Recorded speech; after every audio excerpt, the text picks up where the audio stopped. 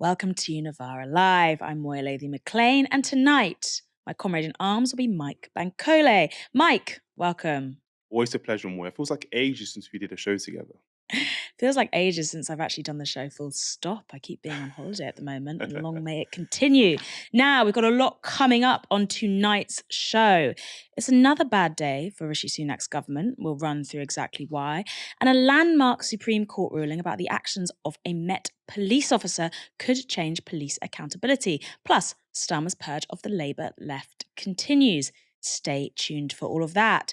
Keir Starmer today launched the fifth of his 5 missions for those who are keeping count. Now, this one was on education, which meant, obviously, he assembled a group of young people to stand behind him at the speech and press conference. But 2 of those young people wanted to talk about something else. When talented young people start to leave a town, it becomes hard to break free from that dynamic. It's a vicious cycle. It leads to communities, far too many in this country, where the only jobs on offer are low-paid and insecure. And insecurity is the enemy of opportunity. It places barriers, not just economic barriers. Reinstate your pledge for 28 billion per year. I gave my on the mission on green power. We did that last month. We've done that one. Will you just? Which side are the Labour Party on? We are on the side of economic growth. Will you just let me, please, get on with this? Thank you very much. Stop making U-turns here. We have already. Will you just let me finish this, and I'll come and talk to you about it? Thank you very much. We tried to speak to you about it, but you haven't replied to us, Keir. Look, we need a Green New Deal right now. Look, and you keep making my last speech was about this. Will you please? There's lots of people who want to hear this. Please don't drown them out. Please don't drown them out. Thank you very much. Thank you very much. Thank you very much. Thank you. Thank you very much. Thank you. Thank you very much. Right now. Those protesters were members of the activist group Green New Deal Rising, and they were complaining about Labour dropping its pledge to invest £28 billion on the green transition every year from its first year in government. Labour have now downgraded that policy to instead reach that £28 billion a year by the final year of a first term. As you saw there, the protesters were escorted off, but the topic of climate change and climate protests didn't go away. On Just Stop Oil, I just think they need to just stop. They're in, particularly this last week, they've been interrupting iconic sporting events, causing massive disruption. There's a huge arrogance involved that they're the only people that understand the argument. Their tactics, the only tactics going to win.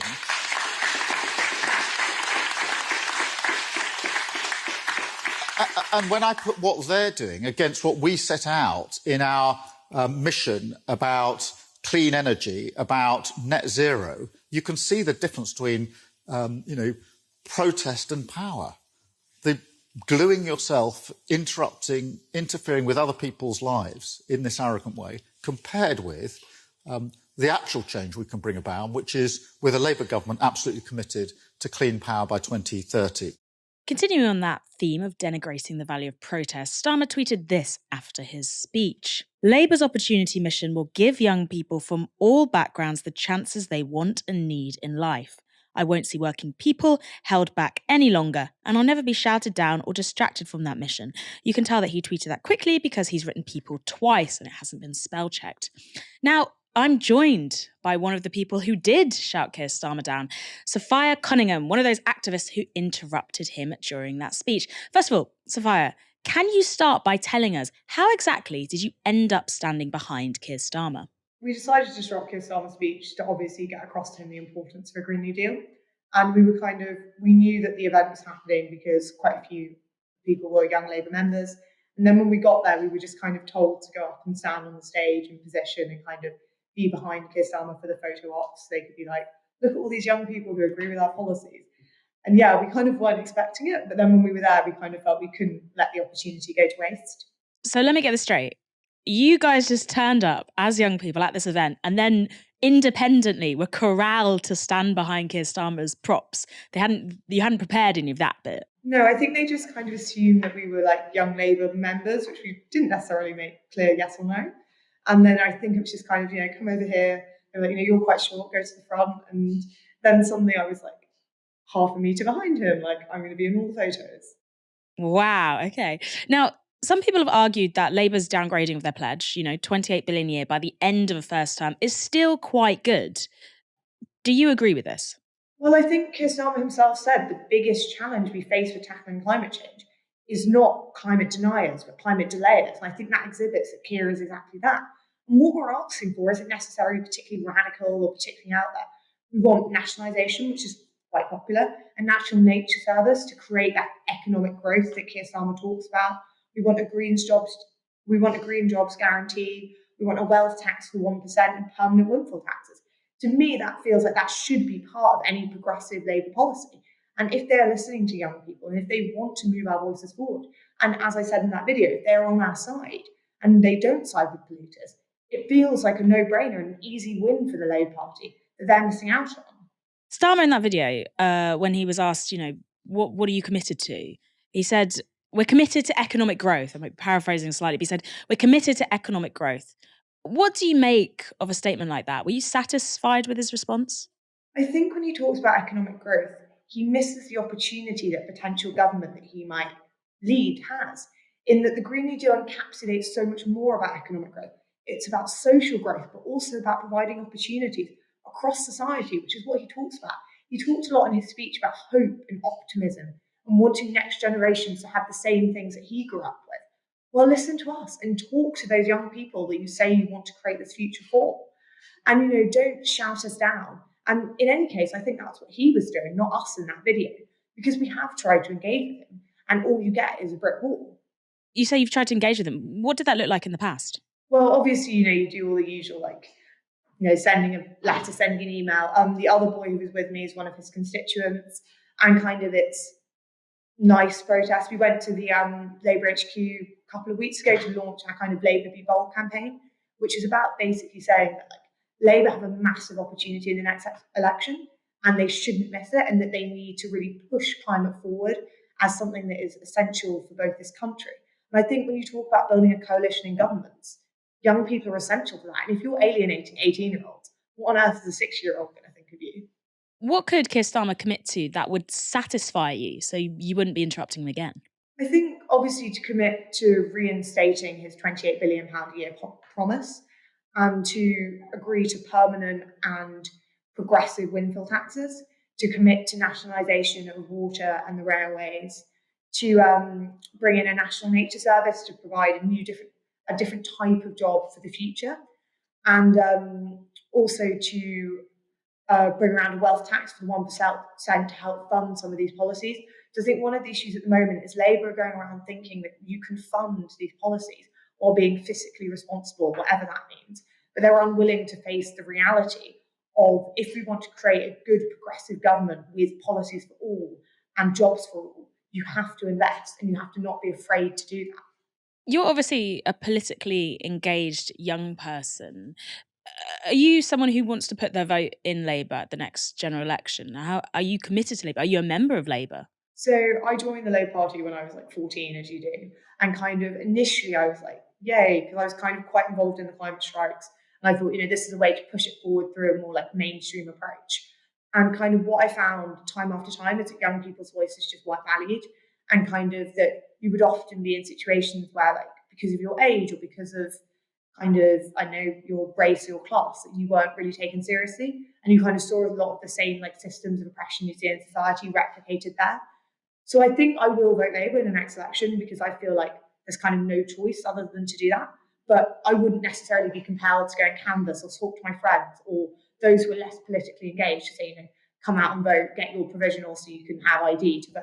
I just don't think I would feel like kind of empowered to do that. And I think for people who say, well, you might stop Labour getting in because, you're exposing Starmer, what I'd say is that, like, we're a small group of activists trying to really make a difference to improve climate action. And he is in a position to make an incredible change. And I feel like if we don't take the opportunity to put pressure on him, kind of when is our time?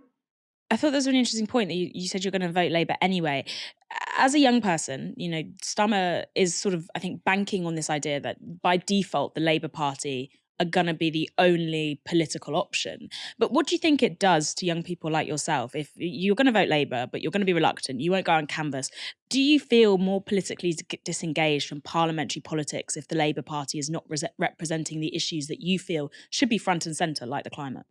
Absolutely, and I think it's very demotivating. And I think also if you see it on top of his other U-turns around, free university tuition and things like that, it's very clear that the Labour Party is not a place for young people. But I also think that ethnic minorities, like so long, kind of the Labour vote has taken for granted that we'll all come out to vote for them. And I think what you're going to see is both people, particularly young people, becoming demotivated to go out and vote. And I think for me personally, I'm not a member of the Labour Party anymore because I don't necessarily see it as like a vehicle for change where through conference or things like that I can advance my point of view. And I feel that like what you're going to see a bit like kind of David Cameron's message is that more and more ethnic minority people will start to vote Conservative if we're just constantly taken for granted. Sophia Coningham, thank you so much for joining us. Now, the purpose of today's speech from Starmer wasn't to talk about the climate, but it was actually education. And Starmer committed Labour to breaking what he called the class ceiling. I see this mission as our core purpose and my personal cause. To fight at every stage for every child the pernicious idea that background equals destiny. That your circumstances, who you are, where you come from, who you know, might shape your life more than your talent, your effort, and your enterprise. Starmer's proposals included a review of the national curriculum, including a focus on speaking skills for young people. He also said Labour would create more opportunities for vocational training and outlined an ambition to improve teacher recruitment and retention, though without making any commitments on pay. In his interview round this morning, Starmer was pushed on a policy that seemed to be missing from his plan. Let's turn to how ambitious it is. One of the things you need to be in order to achieve those things when you're at school is not hungry. I've been talking, and I'd like to play you a clip from her, if I may, is Councillor Jasmine Ali, who's from Southwark Council, Labour Council in South London, who says that the free school meals programme for primary schools there, which they've had for a decade, is, as she puts it, a no-brainer. This in itself has contributed to our school improvement success. Before we implemented it, we did a pilot and we found that pupils made between 4 and 8 weeks more progress than expected. Teachers themselves said that the behaviour in the class was better, pupils were more ready to learning, and the concentration was there, because if you've got hungry children, they're not going to have the concentration, are they? That's the point, isn't it? Why will Labour, when it's happening in Wales under Labour there, it's happening in London under a Labour mayor, why will Labour nationally not commit to free school meals for all primary school kids? Well, Justin, I listened carefully to you. I heard your earlier interview, in fact, and obviously, it's clear there's a healthy debate across society, and particularly in the Labour Party, about free school meals. And some councils, and as you rightly say, Wales and the mayor have already committed to it. We've set out our position, which is breakfast clubs for every child, which will make a material difference. And what I'm setting out today is, the structural, medium, long-term changes that we want to make. But why are you not doing it? Is it simply difference. the money? Oh, the money is a big factor, Justin. I won't shy away from this. If we're privileged enough to come into power and to serve, and I recognise we've got to earn every vote, I'm not getting ahead of myself, we will inherit, if we do, a broken economy after 13 years of failure, broken public services, and we have to have clear rules about what we can afford and what we can't afford. But I suppose the argument... Mike, after listening to that, do you think that Labour has what it takes to break this class ceiling? I'm not so sure. I think breaking the class ceiling is more of an increased focus on literacy and vocational education. I think Labour's entire policy platform has to point to the idea that class and tackling the class issues that afflict this country are central to their politics. And I'm not sure that's the case. I mean, we look at free school meals, for example. The failure to provide free school meals, or to promise to provide free school meals to all primary school children, is an open goal they're missing, Labour. We know that, following Marcus Rashford's advocacy on this issue in 2020, we know how important free school meals are, not just in the immediate term for students, but also in the long term. There is a link between educational attainment and free school meals. So if Labour are talking about breaking the class ceiling, not committing to free school meals for primary school children, is missing an open goal. Looking beyond their policies in education, Labour have committed to the two-child benefit cap, which will affect low-income families. Angela Rayner has, on LBC earlier on today, she's committed, or she's failed to commit, that Labour are going to repeal the public order bill. And we know that protests are fundamental working class community when it comes to organising.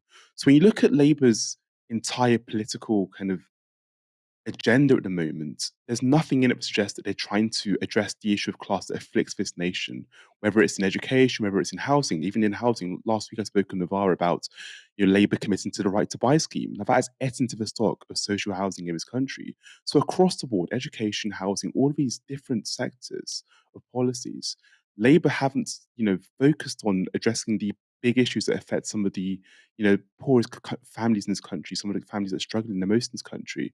So talk about breaking the class ceiling because of an increased focus on oracy and vocational education misses the mark for me. It's been a pretty bad day for the Tory government. When is it isn't? As they've lost another case in court this time. It is about the COVID-19 inquiry. Specifically, it concerns whether the COVID inquiry should have the right to see any evidence it wants to, including, say, unredacted WhatsApp messages, even if the government deems those messages to be irrelevant. The Cabinet Office had argued there should be no obligation to hand over what they call, quote, unambiguously irrelevant messages. But the High Court has decided it is up to the inquiry itself to decide what is and isn't relevant to their investigation. And the government has said they will comply with the ruling. What else can they do, really? But also today, the Standards Committee has released its report about MP Chris Pincher, unfortunate name for the allegations that he is facing. He's been alleged to have groped two men in a private members' club last year. Now, the Standards Committee made this judgment. The committee has reviewed all evidence at its disposal, including witness statements and accompanying exhibits, and states that this, quote, manifestly meets the evidential test of the balance of probabilities, and that Mr. Pincher's behaviour was, quote, unwanted, upsetting, and inappropriate. The committee concluded that Mr. Pincher's conduct was, quote, completely inappropriate, profoundly damaging to the individuals concerned, and represented an abuse of power. The committee ruled Pincher should be suspended from the Commons for 8 weeks, meaning a recall petition can be launched in his constituency, and yes, a by-election is likely. Labour's Thangham Debonair responded to the findings. Madam Deputy Speaker, I'd like to address the Standards Committee's report published this morning into the member for Tamworth. I am shocked and saddened at its findings, and my thoughts, and I hope the thoughts of the whole House, are with the victims. As well as the impact on them of the member's behaviour, the committee found that the actions of the member significantly affected the public's perception of this House.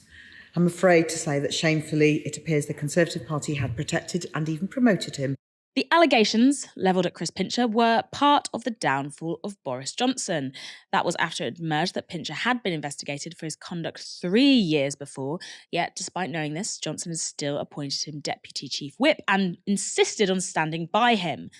Mike, do both of these stories show how long a shadow Boris Johnson casts on Rishi Sunak's government? Absolutely. I think, Boris Johnson in many ways and him becoming the leader and then Prime Minister in 2019 shows that he was the beginning of the end for the Conservative Party. I mean, they elected a man as leader of the party who rose to notoriety for being a liar. His premiership was defined by him being a liar. He eroded the trust of the public. So the Conservatives were trusted with the manifesto, if you like, at the general election, the mandate, in general election 2019 of the people. And that was quickly eroded by Boris Johnson. They've never really recovered since. So Liz Truss, the less said about her premiership, the better. And sure, Sunak has steadied the ship to some extent.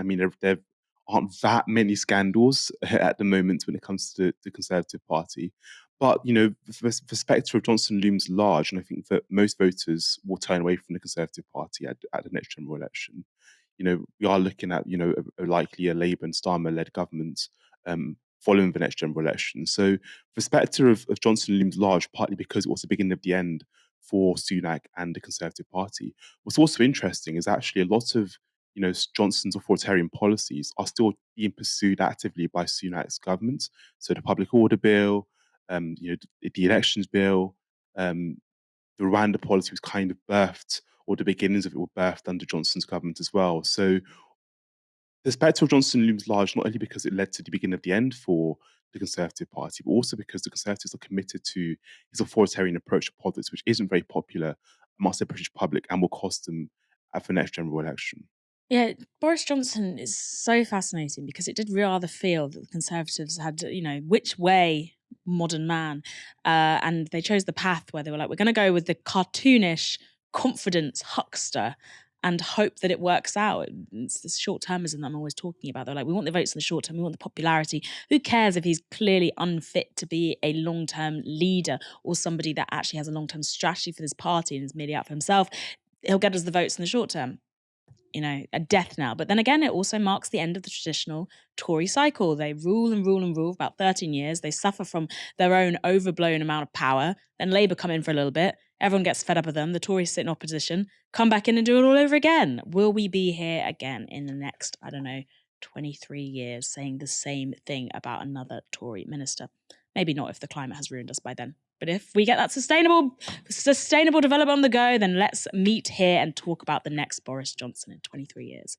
In England and Wales, there have been nearly 2,000 deaths in police custody or otherwise following contact with the police since 1990. Yet since 1969, there's only been 2 successful prosecutions of police officers for deaths that happened in custody or following police contact. Well, that might change with a major new UK Supreme Court ruling that was delivered on Wednesday. This is Jermaine Baker. He was fatally shot by a Metropolitan Police officer in December 2015 as part of an operation to intercept a prison break. Baker was unarmed and he was killed as he sat in a car. No live firearms were discovered in the vehicle. Since Baker's killing, the officer who fired the fatal shot has been involved in a protracted legal battle to prevent the possibility of facing disciplinary action. Known as W80 in court documents, the officer argued that he acted in self-defense because he honestly believed he was under attack when he shot Baker. Now, in June 2017, the Crown Prosecution Service decided not to prosecute the officer W80, but in 2018, the police watchdog, then called the Independent Police Complaints Commission, instructed the Met to start gross misconduct proceedings against W80. W80 and the Met legally appealed this through a series of courts, culminating in a Supreme Court hearing. But the Supreme Court has now ruled against W80 and the Met, rejecting the argument that police officers can escape misconduct hearings if they honestly believed they were acting in self-defense. Instead, they say such cases should be assessed by a civil law standard, which measures whether such a belief is reasonable or not reasonable, even if it was honestly held. This has major implications for police accountability, but it can be a little thorny to understand. So earlier, I spoke to Larry Locke, a trainee solicitor at Bat Murphy, the firm that is representing Jermaine Baker's family throughout this appeals process. And I began asking Larry what the difference is between the civil law test or on the use of force versus the criminal test. In criminal courts, a person can use physical force to defend themselves against another person on the basis of an honest belief about the threat that they're facing. So that can mean that they'll go free from, let's say, a trial for assault or grievous bodily harm if they can show that they had an honest, even if mistaken, belief that they were in danger. This means that people can make unreasonable mistakes in the criminal courts if they honestly believed it was the right thing to do at the time.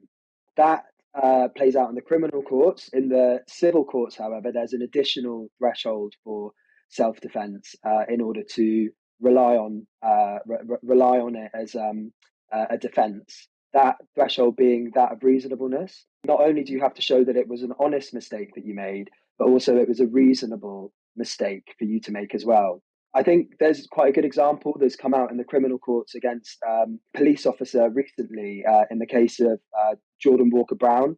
He was tasered by a Met police officer in the back whilst climbing over a wall. He was left with life-changing injuries because of this. The Met police officer who was charged with grievous bodily harm was actually allowed to walk free because he said he had an honest belief that Jordan was trying to turn around and grab a knife and presented a threat to him. The video evidence shows that that was completely nonsense. However, because of the criminal test, that was permissible and he was allowed to go free. So what does this ruling mean if police officers can now no longer say, well, I honestly thought that this person who was unarmed was a threat to me, so I shot them in the head, but now also have to prove that their mistake was a reasonable one? Who decides what's reasonable? Well, it will be the misconduct panel that the police officer will be facing in disciplinary proceedings who will decide what's reasonable. So police officers aren't always taken to the criminal court for their bad behaviour. Really, the only accountability mechanism that the public have against the police for their misconduct is the disciplinary process. The complaints process is another way of putting it. This essentially means that now the complaints process can properly examine whether or not the decision to use the force in those circumstances was reasonable. So essentially, officers can't just go around saying that it was reasonable to think that someone was going to pull a knife on them when that person's running away and climbing over a wall. It will be for the misconduct panel to decide whether or not that's reasonable now. It can't just be that any belief that the officer says is honestly held will be permitted. And so these misconduct panels, who's overseeing them? Is it the police policing themselves again?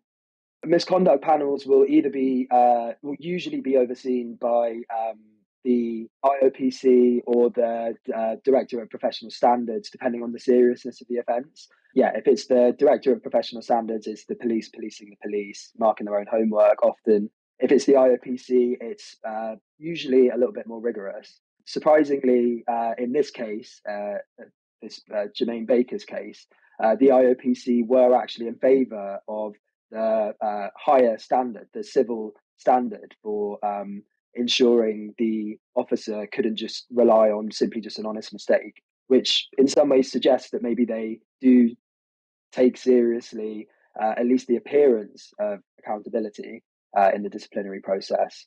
Whether or not that will happen in practice is another thing. I mean, this is 7.5 years on since Jermaine Baker's death, and we're now only just starting to get to the point where misconduct proceedings are actually being brought. That doesn't necessarily mean that the officer's going to get sacked or be found guilty of gross misconduct.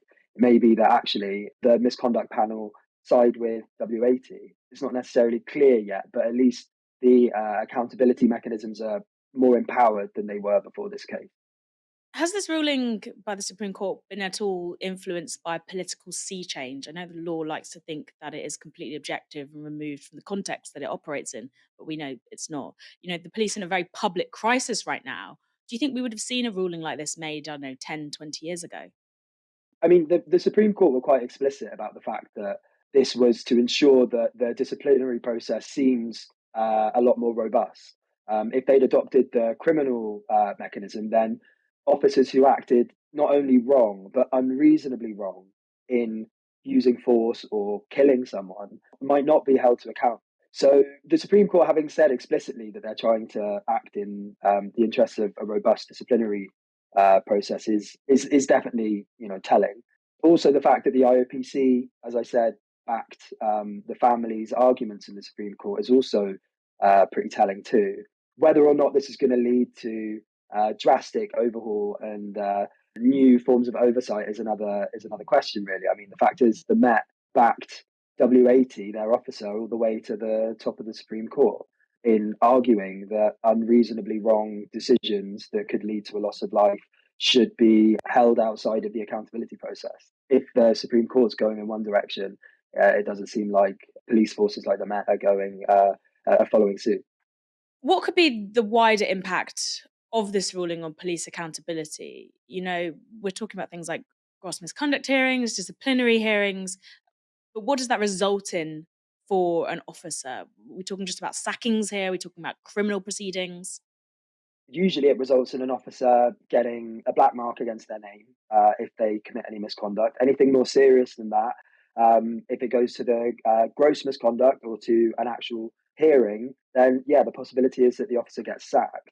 I mean, people often get sacked in their jobs, in civilian life for way less than possibly unlawfully killing someone. And so it does seem to be not such a great form of justice that a person, the most that they can look at is losing their job. But it certainly does make the streets a little safer from violent bad cops, essentially. It can also result in criminal proceedings being brought against officers, the disciplinary process, that is. However, that still, requires a number of hurdles to be passed through, and often it doesn't result in anything because police often have juries on their side. The case of Jordan Walker-Brown is a perfect example of how police can have juries on their side. And in any case, I mean, now what we see is that the disciplinary process has a more rigorous approach to officers' misuse of force in the self-defense context than the criminal courts do. The direct impact that it will have is probably greater accountability of officers, but not really the kind of justice that maybe people, civilians, general public should maybe expect from disciplinary process or when the police make these kind of mistakes. Now, we've got a quick break, but stay tuned, because coming up, we will be talking about Starmer's Purge of the Labour Party and more on my favourite worst topic, Britain's rail service is looking to get that much bleaker. So stay tuned for all of that. Welcome to Novara Media's The Dustbin of History Debates. People don't have pensions, so we make people who don't have enough money to buy a property pay someone else's pension. For my rent increase, you bastard! If I was going to define toxic masculinity, I would say choosing a Novara masculinity panel over Carly Rae Jepsen. What is going on? Pathologizing masculinity too much creates the problems around it and the expectations around it. The most difficult thing of all is to take a concept that has been in some ways warped and rebuild it into something better. The crops built into the DNA is violence, anti-workers' rights, is racism. Policemen in the dustbin of history! We have created a global, real-time computational network. Our planet has an exoskeleton of thinking machines, satellites. What is it all for? It's to sell ad revenues and to make you distracted. The point of the media is to get to the facts. It's to get to the truth. That's the point. If you want me to start critiquing the British press, I'm happy to. Our press corps is a joke. The story in the media is already written. There is no meritocracy in media. And to be honest, in my opinion, I look at economic analysis in the media. That is not analysis. That is an entertainment product. Why are left-wing politicians held to a completely different standard? We've got this huge media machine which works against any kind of politics at home. They are still quite concerned, I think, about the spectre of a socialist left which may have access to the public at large. Very many millions of people want a society in which people can live in dignity, the climate is protected, and there's very little political voice for that. Our entire political and media establishment is glued together by whatever torturous shit these people have done to each other in Oxbridge. They don't like Novara Media. We're still there, and there's still the embryo of a successful left populist project. If you are not taking these guys and rewarding them for being right and punishing them for being wrong, then they are not analysing, they are fucking dancing.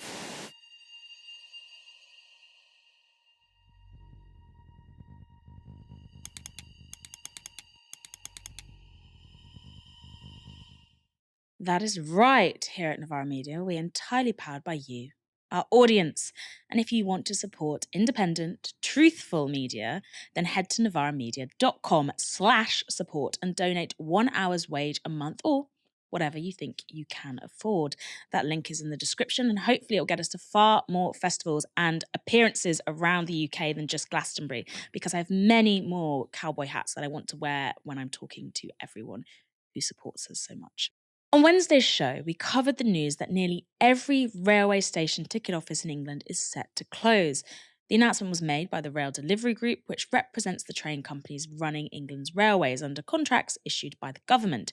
The mass ticket office closures are a government-push plan under the guise of cost-cutting and modernisation. The RDG claim that ticket office staff would be moved into, quote, new engaging roles with no redundancies on the horizons. But the unions, unsurprisingly, are calling bullshit. Here's Mick Lynch, RMT boss, speaking to Robert Peston. When they say they're going to keep staff numbers the same within stations, you don't believe them. Well, a year ago, they said they had no plans to shut any ticket offices. They said that in the Transport Select Committee, and now they're closing all of them. So I don't believe anything that the train operators say, because they do what the government tells them. And the worst thing anyone in this country could do is believe what this government is telling them. There will be no regulations about staffing our stations, and they will quickly move to a position where the majority of our stations are unstaffed for the majority of the time. We've already seen that in the documents that we've been given today, and they're not protecting the staff. They have issued us statutory redundancy notices. In one company, it's up to 60% of the staff. Wow. In other companies, 31%, another one, 24%. So this is a fig leaf for a drastic attack on staffing levels, and it will make our railway dehumanised. It will make it a dangerous and forbidding experience for many people, especially those that need assistance. And there will be no assistance there at the times it's needed. And that will mean people can't travel, and there'll be more locked up in their houses. The elderly will have to rely on apps and call centres and all this kind of stuff, which is of no use to you when you want to make a quick journey and have that turn up and go access. Now, that turn up and go access Mick Lynch is talking about is already worrying thousands of rail users across the country, because as he points out, it's not just job losses that are threatened by ticket office closures. It's the presence of much needed staff on site at stations and a dependable place to find assistance and information. Tribune's industrial correspondent, Taj Ali, has been speaking to passengers, particularly disabled ones, who fear for their ability to travel if closures go ahead. He writes, "The purchase of tickets online is simply not an option for many disabled people who are more likely to be digitally excluded. In 2018, 23% of disabled people had no access to the internet compared to 6% of non-disabled adults. Ticket vending machines can also be inaccessible. According to the Royal National Institute of Blind People, only 3% of blind and partially sighted passengers are able to use a machine.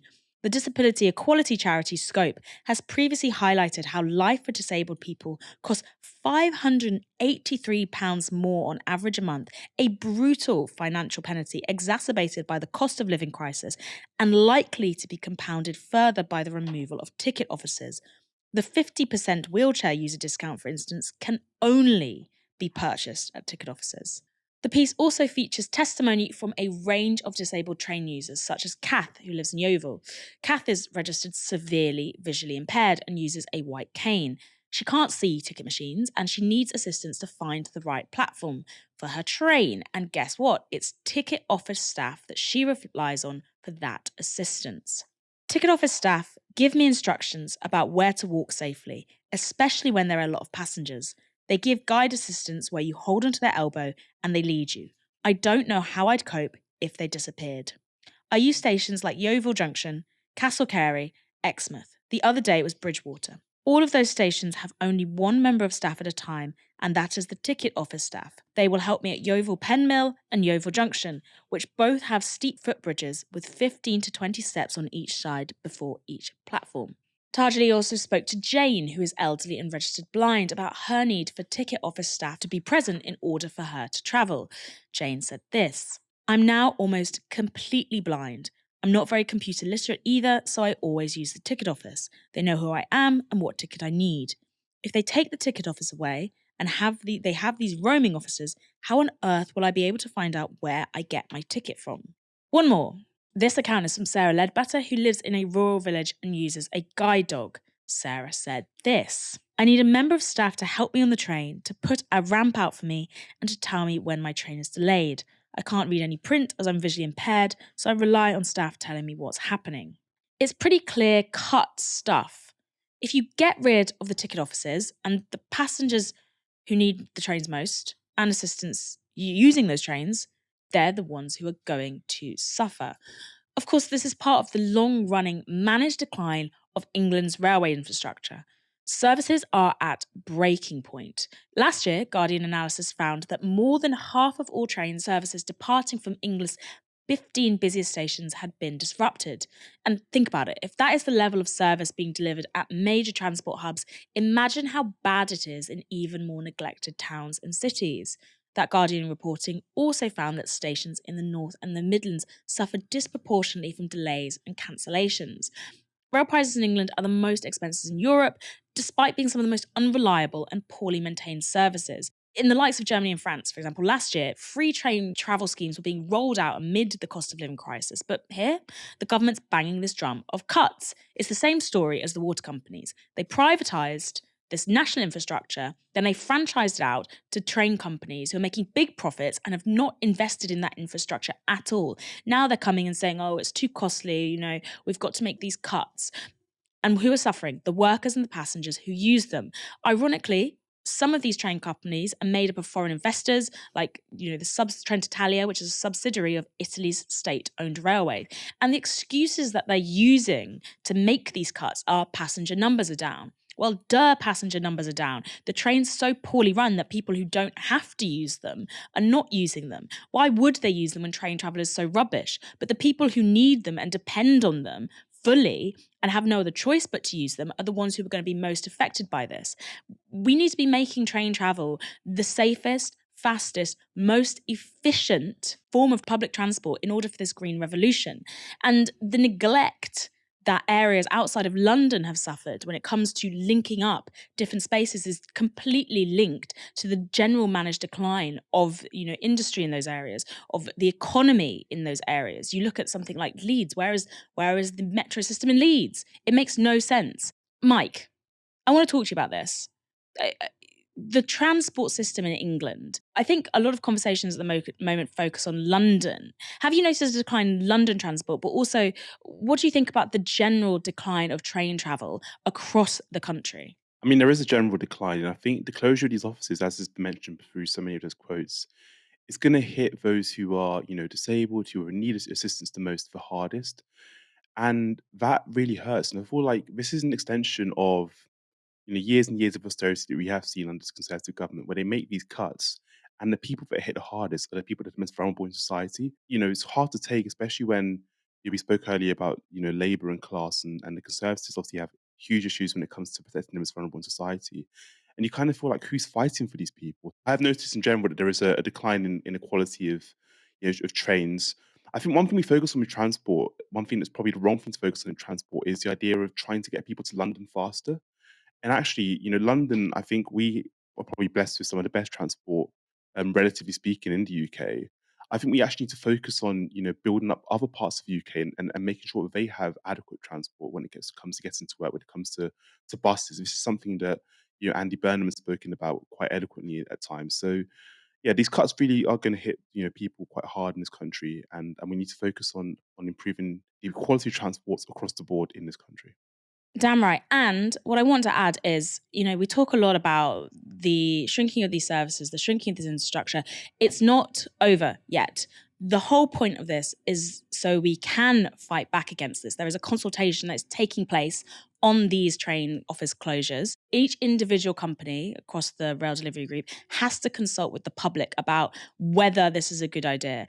And I urge anyone who has a stake in this, which should be all of you, for the reasons that I've outlined, to go and fill out part of that consultation about what train ticket offices mean to them, beyond simply being a place where you can buy train tickets. They represent so much more in terms of services, and the presence of permanent staff at stations. Ticket machines, for example, can be vandalised. As we've talked about here, people need assistance from train office staff. It's a hub. I beg, we cannot let this go without a fight. Train travel is very, very important to me. I think I've mentioned on previous shows, I can't drive, but as I've said, it is absolutely key if we really want to be improving on our climate promises and we really want to be building a better country, then something like public transport and our rail networks are one of the key areas we really should be focused on. So do not let them take this away from us without fighting tooth and nail. The BBC are finally giving some proper coverage to Starmer's Purge of the Left, probably because he's finished it. John McDonnell was on Newsnight this week to discuss the problem. I think what he's allowed to happen is a right-wing faction become drunk with power and use devices within the party almost on a search and destroy of the left. They seem to be more interested in destroying the presence of the left in the party than getting a Labour government. We all want a Labour government. We want a broad church party. We want to build the enthusiasm before the election, but we need the commitment when we're in government, when times get rough. And that's when you draw upon all all elements of the party. You can't let one faction dominate that way and alienate others. I mean, it's interesting you're talking about being in government because you were elected in '97 when Blair came in. Blair tolerated you. I seem to remember Blair tolerated Jeremy Corbyn. I also seem to remember Blair had quite a good relationship with Dennis Skinner. If you look at under Tony Blair, we didn't have mass expulsions like this or anything like that. We didn't have the withdrawal of the whip unless it was something very extreme. There was an atmosphere of tolerance, but actually respect as well. And the former Shadow Chancellor has a warning for Keir Starmer. There's a faction here that actually are so intolerant and dissent that they're removing people. It will weaken our party. And I also said to him, if you stumble, these are the people that will come for you. I think that's such an interesting point about Blair. It's probably because Blair actually really believed in the agenda that he was putting forward and therefore felt no need to expel, because there actually was something at the heart of his programme, even though, I'm personally not a fan of it. Now, the latest high-profile figure who has fallen foul of Starmer's new regime is Neil Lawson. He's a former speechwriter for Gordon Brown and the director of the soft left group Compass. He's been put under investigation for a 2-year-old tweet praising a pact between the Lib Dems and the Greens. Lawson is a long-time advocate of a progressive alliance. Now, he also spoke to Newsnight. I think it's worrying. It's certainly worrying when it reaches the kind of soft left and mainstream elements of the Labour Party. Clearly, a party has to have discipline. If people are acting, around the anti-Semitism issue, then those things have to be dealt with. But I'm just a pluralist. I like working with other people. I like working with people across the whole of the Labour Party and people outside of the Labour Party to help, to build a better country. And if they come for me, well, go on. If they come for me, then I'm not quite sure who's safe. And you can't go into government in a way where you want to change the country if your MPs are scared, if your activists are scared. There should be a feeling of hope, of optimism and desire to build a different country, and everyone's at the moment is looking over their shoulder. Now, Mick Lynch has also spoken out on the issue. He was asked by Robert Peston about McDonnell's comments. John McDonnell, who's on this show from time to time, last night saying that Keir Starmer had allowed a right-wing faction to take over that's drunk with power. Well, he has. It's Peter Mandelson, isn't it? And is purging. He's taken over the Labour Party. But do you agree that the left is being purged? The left is being purged, and we need a balance. We've got people in the centre. The people at the traditional right have got their place, and the people on the left should be able to put their ideas forward.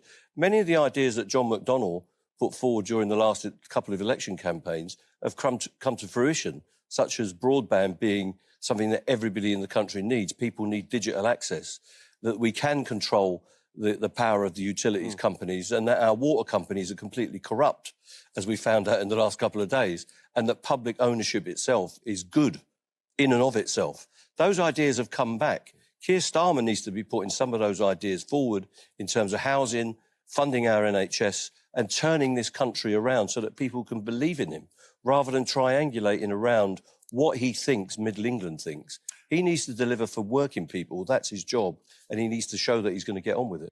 Now, Mike, Starmer's strategists are more than happy to have a public spat with the left. So why should they care if the likes of Mick Lynch and John McDonnell are speaking out against him? I think they should care because Labour present themselves as this strategic party, that all they're doing is geared towards winning an election in about a year's time. But this is strategically not a beneficial approach to take for a number of reasons. I mean, the first thing is Labour historically has been a broad church, and it's something that Keir Starmer himself acknowledged in 2020. I mean, Keir Starmer literally campaigned on the idea that Labour was a broad church, and that's something he was proud of. He literally said this in 2020. So the idea that someone who said that and campaigned as the unity candidate in 2020 can now essentially, following becoming the leader of the party, commit to purging the left and making that one of his central goals as the leader of the Labour Party is beyond baffling. And it says a lot about his integrity. It says a lot about, his word and how much we can trust the man. We talk about Boris Johnson being a liar, but Keir Starmer has been found to have lied a number of times. I think for Keir Starmer it matters because strategically, we can point to the fact that in 2020 you said Labour's a broad church and you're proud of that. You're trying to purge an important part of the party, for very stupid reasons. So I think for that reason it makes no sense. But also, I think this is something I always swear by myself. when you surround yourselves with people, only group of people who think like you're less likely to make really good decisions. I think sometimes it's important to have contrasting opinions. You know, that deliberative process where you engage in a dynamic conversation with people that disagree with you ideologically can, birth some really good ideas. And I think that it says a lot about maybe the ideological commitment of Starmer, maybe his confidence in some of his ideas, but he feels that anyone who disagrees with him in any minor way must be expelled from the party forever. So I think that says a lot about Keir Starmer. And I think also he's alienating a wing of the party that are really important come election time. So come election time, lots of young left activists will be, the people knocking the doors for Labour. So alienating this entire wing of the party and a party that frame themselves as a strategic winning machine or they're going to win the election next year, it makes little sense. You're going to alienate these people who go out to knock on doors for you. You're going to alienate an entire wing of the party that have been so important for the party for a number of years. It makes very little sense. And also, losing the support of Mick Lynch is really important because Mick Lynch is popular. Mick Lynch is popular because he says it how it is, and people really enjoy hearing him say how it is and stand for working people. So if you lose the support of someone like Mick Lynch as well, as one of the most popular trade unions in this country, if you're losing his support as the leader of a Labour Party, that's not a good place to be for Keir Starmer. Mike, you're obviously a lecturer in politics. Do you think that across sort of the dominant parliamentary political parties, so Labour, Tories, there's been a narrowing of what political consensus should be? Have we seen a tightening of ideological positioning? So anyone who sort of steps out of line is immediately bunged out into the cold or expelled from the party altogether on both sides? Absolutely. I mean, one of the rules of the game, given that we are a two-party system in this country, is that both parties, both major parties in this country, are broad churches. So the Conservative Party have, or at least had in the past, prior to Brexit, members of the party who maybe, soft, they were pro-European and maybe members of the party who were the complete opposite. That now very much isn't the case in the Conservative Party, partly because, they kicked some of these members out of the party. So we have seen in the Conservative Party, well, this trend of, well, if you don't agree with the leadership, you can do one essentially. And Labour are doing the same thing, where anyone who expresses a view to the left of Keir Starmer in any way is being kicked out of the party, or their values are being questioned, or they're being placed under some formal investigation of some kind. So I think that's a real problem for our democracy, especially as we operate in a two-party system. And this ideological narrowing that we're seeing on both sides means that there are some views being excluded from the deliberative process. Now, whether you agree with them or not, given the rules of our game and given how things operate, I think it is important those voices are heard. Because we're not in a system like maybe in Germany where we have a number of parties that can form governments. We rely on in many ways these two parties, bringing all these different opinions that members of the public hold to the fore. Now, if you narrow these parties ideologically, a lot of views that members of the public have, a lot of ideological principles members of the public might have, are left off the agenda, and that's not a good thing for our democracy. Yeah, I think it's quite on the nose. You talk about this broad church. Well, like many churches in this country, I think probably the opening hours have been severely slimmed down and the congregations have greatly shrunk. It's also, I really agree, Mike, with what you said earlier, that as the substance is getting thinner of the ground, the political substance of what these parties stand for, or their leaders, or their agenda is getting thinner, the more likely they are to get puritanical about everybody agreeing with them and standing in line. Now, Mike, thank you so much for joining me tonight and for lending your brilliant thoughts to our programme. Always a pleasure, Moya. And thank you everyone for watching this evening. Remember to come back here tomorrow night, 6 p.m. But for now, you have been watching Novara Media. Good night.